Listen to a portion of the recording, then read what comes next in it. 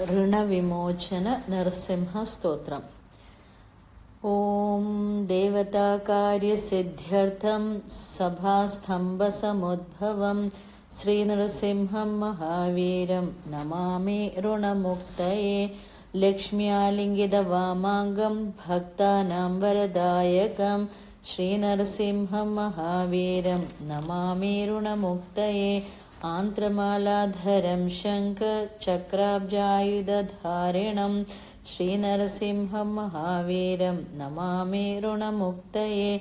स्मरणात् सर्वपापघ्नं खद्रुजविषनाशनं श्रीनरसिंहं महावीरं नमामि ऋणमुक्तये। सिंहनादेन महता दिग्धन्ति भयनाशनं श्रीनरसिंहं महावीरं नमामि ऋणमुक्तये।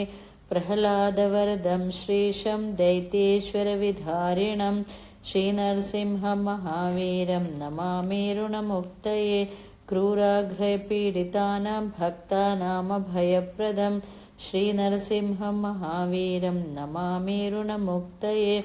वेदवेदान्ते यज्ञेशं ब्रह्मरुद्रादिवन्दितं श्रीनरसिंहं महावीरं नमामि ऋणमुक्तये। य इदं पठते नित्यं ऋणमोचन संनितम् अनृणी जयते सद्यो धनं शीघ्रमवाप्नुयात्।